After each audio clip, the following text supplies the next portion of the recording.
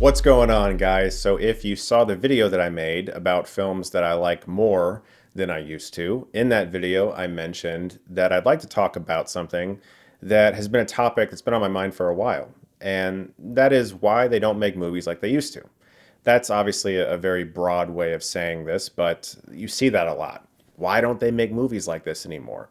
Or you look at user reviews of older films, but they're newer reviews that say, oh, they just don't make movies like they used to. Now, I think sometimes this question can carry two different kinds of meaning. There's one where it's a certain kind of film at a certain budget that just isn't really made that much anymore, or about a certain topic or a more small scale story. And then there's also more of a political way of looking at this, like perhaps wanting a more crass or crude comedy to exist when those don't really happen as much anymore because Hollywood doesn't really know what a comedy is anymore. Because everyone has to be super careful about everything that's ever said. And so sometimes people want some of those more quote unquote offensive movies to be made, or films like Commando, except not released straight to DVD. So, what's the reason for this? Well, there's a couple different things I want to talk about, and I'm sure there's a lot more that I don't necessarily know about the business that I'll learn in the future, but I have learned a lot over the past couple of years. It's because of a couple things: streaming and what movies we decide to support. When it comes to streaming, it gets blamed for a lot of things, but we're just going to focus on one in particular, that of its impact on DVD and Blu-ray sales. DVD and Blu-ray sales are significantly down. If you look behind me, I clearly like that shit. But I'll be honest that even I buy way less than I used to, mostly because it's a space issue. I ran out of room. And so I have now kind of chosen to just buy those ones that I really truly love. For your average person who doesn't love film like I do, that's going to happen even less because they're going to wait for Netflix or Amazon Prime or Hulu or Disney Plus or Shudder or any of the other streaming services. What this does is it means that the films are earning less money. Before the streaming era really took off, a film used to be able to rely on the DVD or Blu-ray release as almost a second opening. They would make so much more money when that came out that they could actually fund movies that don't get made anymore. They would actually take risks on a $50 million movie or a $70 million movie. Look at a film like Signs or Unbreakable. There is no way in hell a movie like Signs would be made today unless it was made for like $5 million. And that's just from 2002. Just about every horror film nowadays is 10 million or below.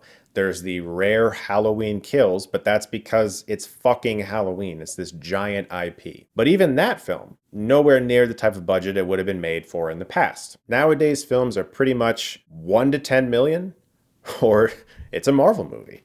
There's no middle ground. Because of streaming, DVD and Blu-ray sales are significantly down. For that reason, Hollywood can't rely on that second opening, sort of, to get a lot of money back. This is something that isn't talked about that much when it comes to streaming. Streaming is usually blamed for killing Blockbuster or for promoting a bunch of really mediocre movies that aren't really made that well just to have content for content's sake. And that word content gets thrown around a lot when you're talking about film, which sucks. But that's not really the issue. Sure, you can rent a movie on Amazon for $3.99 or $5.99 or whatever, and that money does help, but it's not the same as a Blu-ray or a DVD that costs $20 or $25. And I remember noticing this especially during COVID when certain films were released onto streaming for $20 and people were freaking the fuck out about that cost. And I was like, they need to make their money back, guys.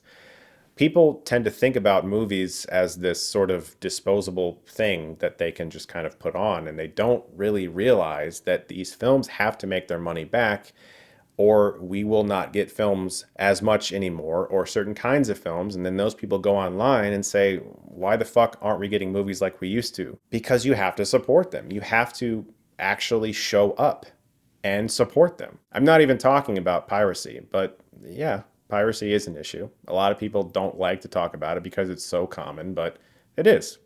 There's a lot of indie films and indie filmmakers that I have talked to personally who told me that so many people downloaded their movie that they didn't even break even. All of that has an effect on the types of movies that are made. The other issue is the films that we choose to support. Which films are we really showing up for as a country, as a globe?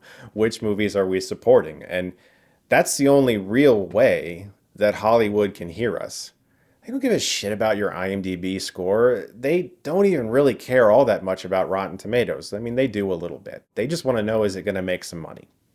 And for the most part, that's all they look at. So when we don't show up to The Last Duel, we don't get other films like The Last Duel. But when we show up to Black Widow and Spider-Man and Ghostbusters and all of that, what we're telling Hollywood, people who fund movies, producers, and all of those folks is that all we give a shit about is IP.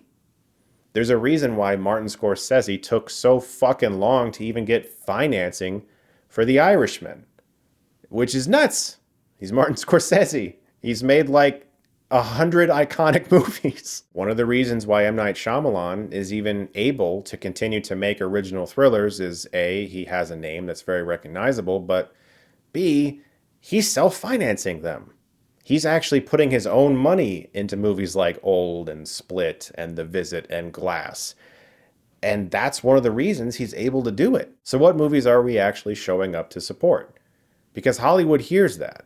If we go to see whatever Marvel, DC, Star Wars movie in the theater, but we look at a movie like, say, Under the Skin, and we're like, I'll wait till streaming. Well, then we're going to get less Under the Skins because nobody knows what the fuck that movie is. Like, I can't tell you how many times I've been in a Zoom with someone who is potentially interested in something I wrote, and they like parts of it, but there's just something that's just not quite accessible for the audience. Most of the time it's because I've never written anything that's for an IP or for a known property. All my shit is original, and it's really fucking hard to sell that. Extremely hard to sell that.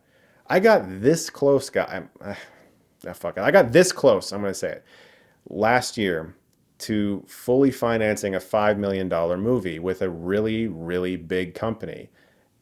And then there was just this one little thing, and it just didn't track well with the types of movies that were making money. And it ruined the whole thing. This is very, very real for a lot of people. So that question, why don't they make movies like this anymore?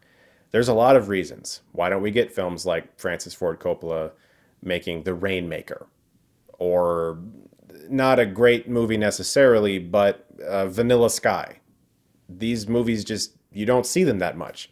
And those types of auteur filmmakers like a Paul Thomas Anderson are starting to make smaller budget stuff because they know even with giant stars, they can't get that shit financed.